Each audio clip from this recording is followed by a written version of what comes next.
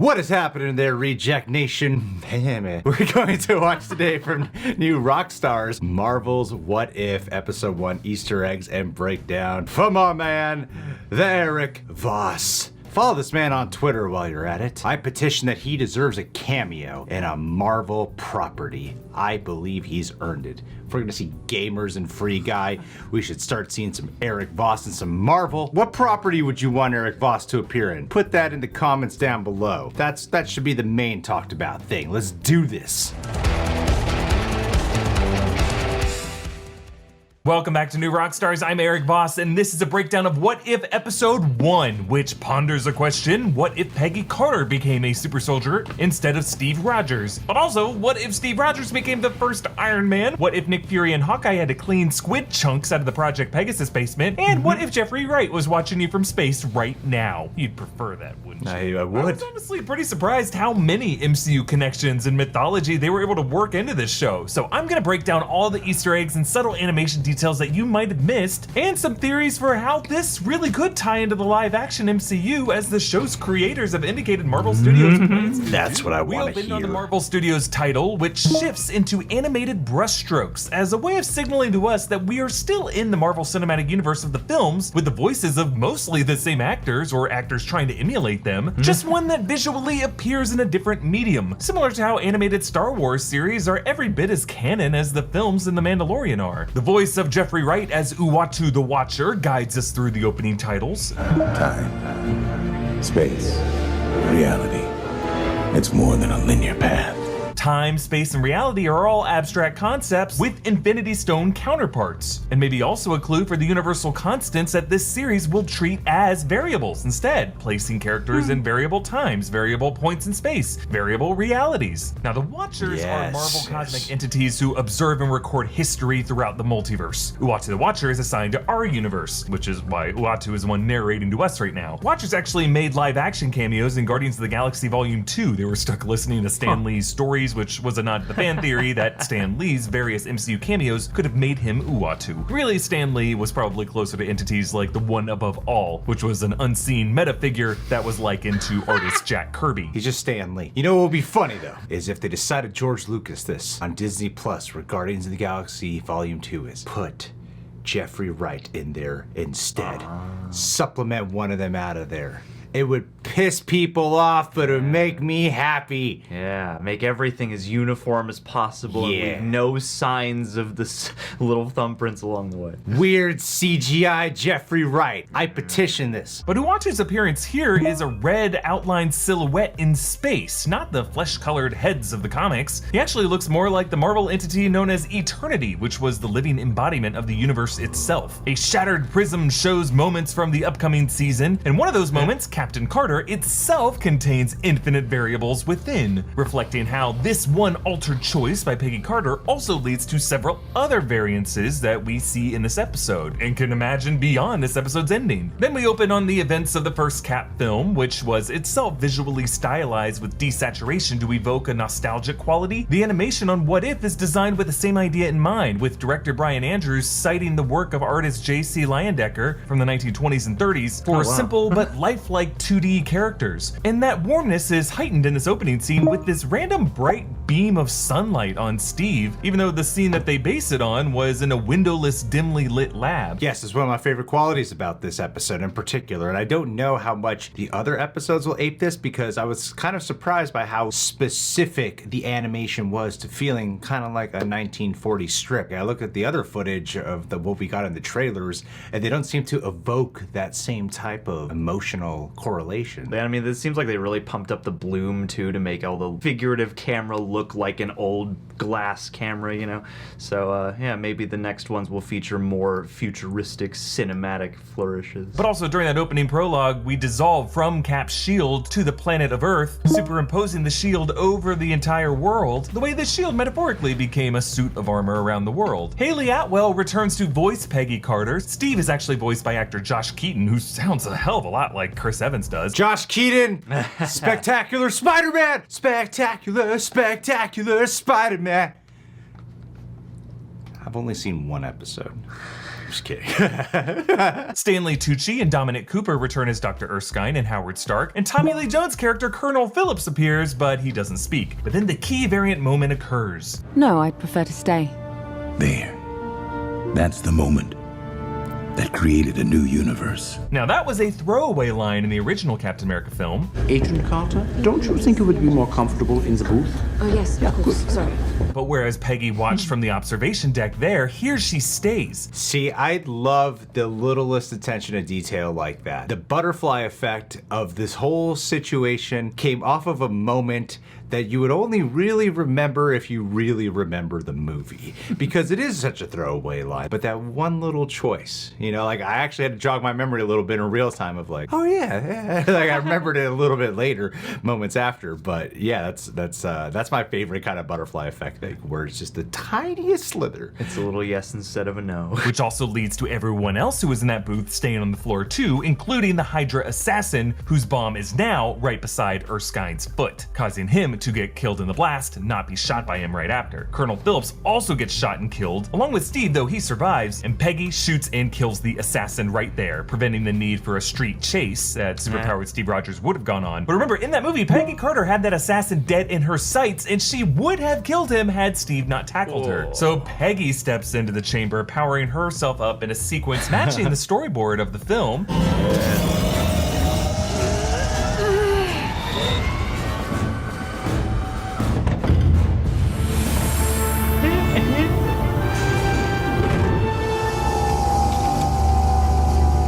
Colonel Flynn, a new character voiced by Bradley Whitford, chews her out afterwards. Every last drop of that Dr. Erskine serum went into you. And if we get lucky, someday your blood might tell us how to make a real super soldier. Wait a minute. I heard a lot of people in our comments, and are all these people wrong? Colonel Flynn is actually from the show Agent Carter, so it's not a brand new character. Uh-oh. So Eric Voss, I do not want you to experience this loss, but might have to toss the new character sentence. I ran out of things that rhyme with the Voss.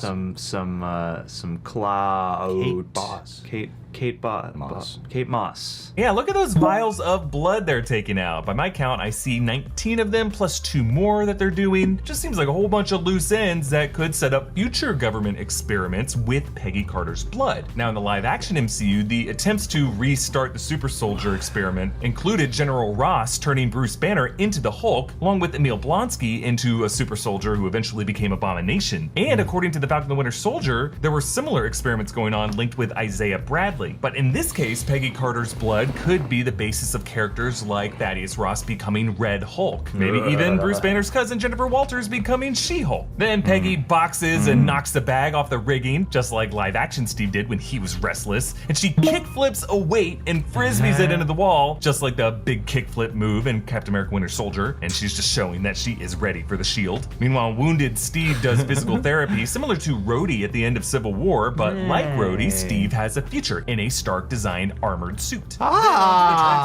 Great correlation. And compared to that establishing shot, now the church's front light is not lit. But still, Schmidt rolls up and alternate universe, the same close-up of his modified Benz hood ornament with the Hydra logo. Now Ross Marquand voices Red Skull. He actually took over the role from Hugo Weaving when Red Skull returned in Infinity War. The wooden engraving of the Yggdrasil Worlds tree here is way bigger, and Schmidt's hand runs across a new section that was not in the film, a ring with the Tessaract in the middle and tentacles snaking out. Of course, foreshadowing how he will use the Tesseract to open a portal for the interdimensional champion to arrive through. But really, all of this is a way of showing that here, Schmidt's end goal for the Tesseract is not world domination under the Hydra flag, really reaching out into the cosmos, which is a bit ironic because in the movie, Red Skull did end up blasted out into space. Here, he ends up dead on Earth. Peggy, Howard, and Colonel Flynn review the Tesseract in a textbook, and above that illustration are some Norse runes, and as was the case space with Loki, Marvel's Norse alphabet is all over the place because this seems to translate to gibberish. But the caption beneath is Italian that translates to the hypercube in the true shape of the space stone. Whoa! The fact that the Tesseract contained an Infinity Stone did not seem to be public knowledge. Though, who knows? This textbook could contain some references or citations from the Italian Book of Cagliostro, which contained knowledge about the Time Stone in the Eye of Agamotto, so I don't know, maybe Infinity Stones were some ancient knowledge on Earth, just known by certain people. What does it matter? They're all paperweights anyway. Yeah, they don't have any bearing on the cinematic universe. Yeah, doesn't matter Not anymore. It's Doesn't matter. totally frivolous now. Paperweights. Yeah. But on a serious note, though, very serious, this is serious talks we're having right now. What if, because you know how in Loki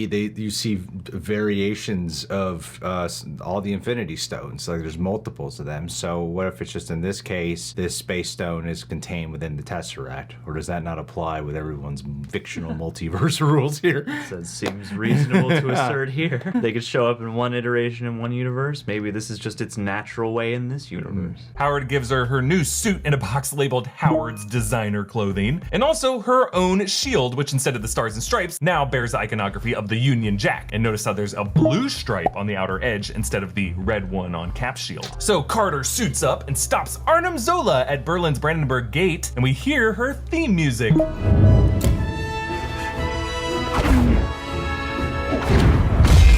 Which is a slightly altered version of the Captain America theme.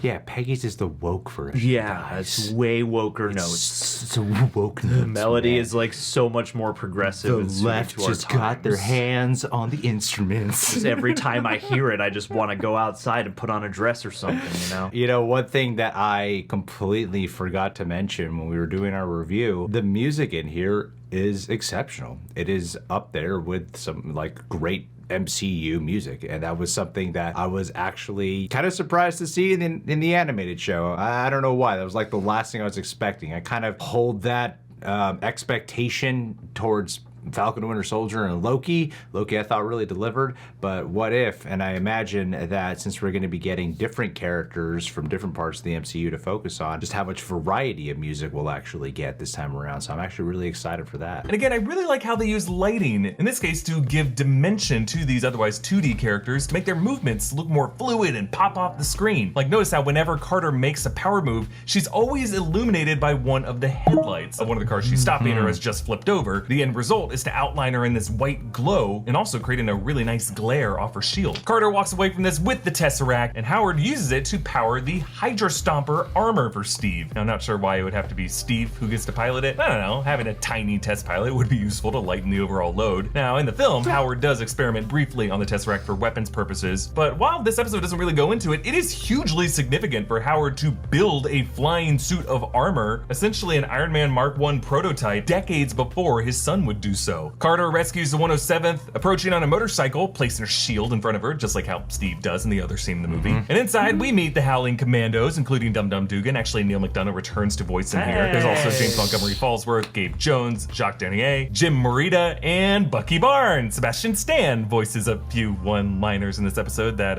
well, reminded me that I'm an adult watching a kid's show. There's the famous shot from the film, and Steve drops in with the Hydra Stomper. Actually, I love how inside his face appears surrounded by a heads-up display, similar to the close-ups of Tony Stark inside the Iron Man helmet, but instead of the digital projections, they're all analog I dials love that. and meters. I love he that. zaps a tank and it blows up, but for one frame, the blast recolors the shot in all white and then all black. Just a cool way of showing the brightness of the explosion that is powered by an Infinity Stone. Steve says, Awesome. Let's hear it for Captain Carter! which Bucky said for Steve in the movie. Let's hear it for Captain America!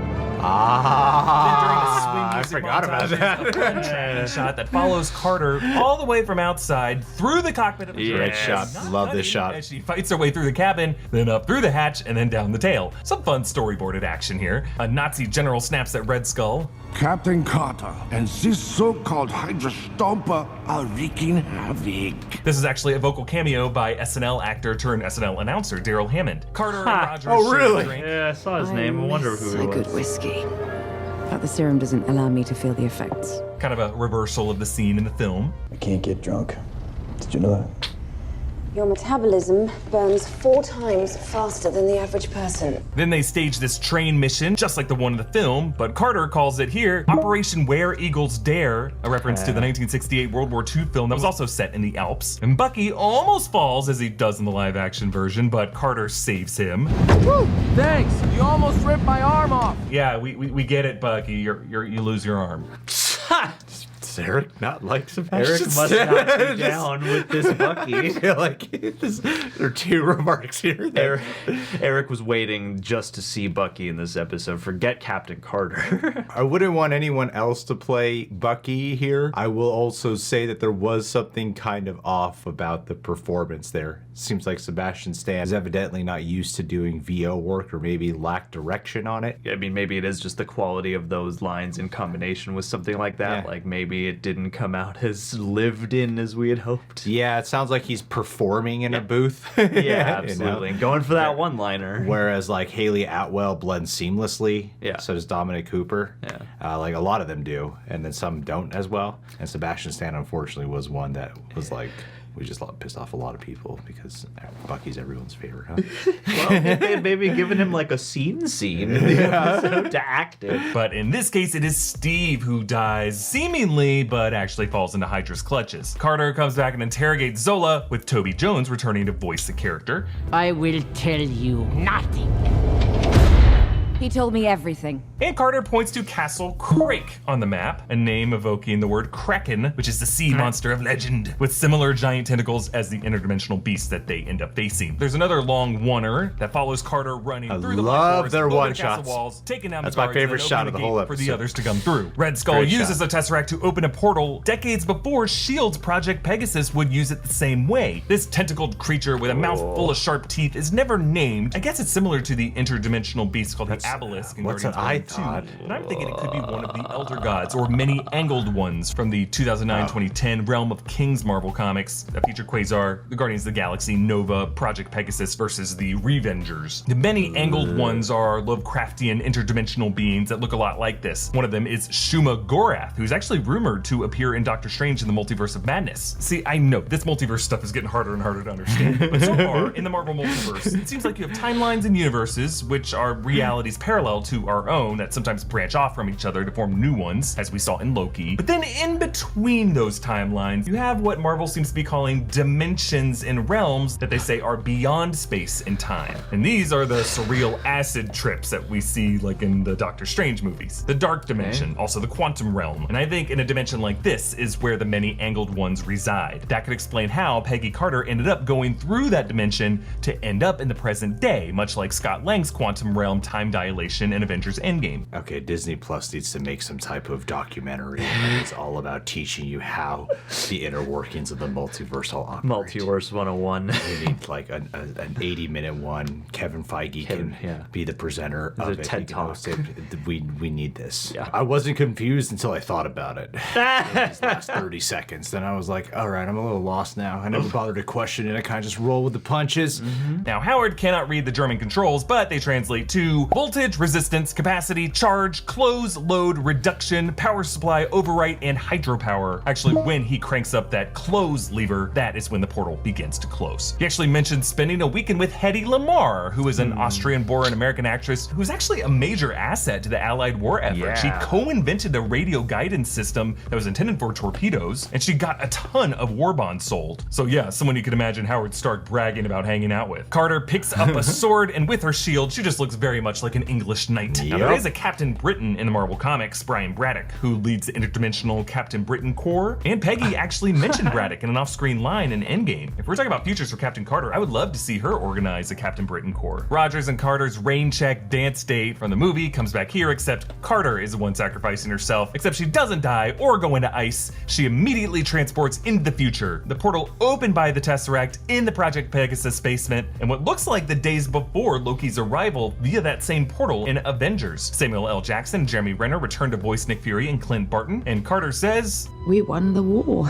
which is a bit of irony, considering she has arrived just in time to help the Avengers fight Loki's invasion. Her war is really just beginning. Now again, the producers plan to make Captain Carter a returning hero in this series. She's confirmed to be in an episode for season 2, and trailer footage shows her talking to Doctor Strange in a different episode, maybe from this season. And personally, I would love to see a cameo of her in live action, like drifting in the background of the Multiverse of Madness, fighting that tentacled beast like Gandalf fighting the Balrog. But that might just be me. Let me know your thoughts down below, and you can support New Rockstars by checking out our merch options at newrockstarsmerch.com. Follow me on Instagram and Twitter at EAVoss. Follow and subscribe to New Rockstars. Thanks for watching. Bye.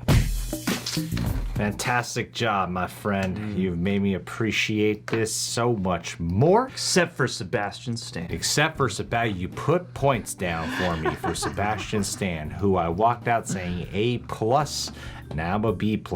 Shows the power of an influencer, influencing my thoughts and emotions. Because I have no self-esteem of my own. Guys, subscribe to The Real Rejects, but more importantly, subscribe to New Rockstars. Hit that like button. Adelia Chamberlain.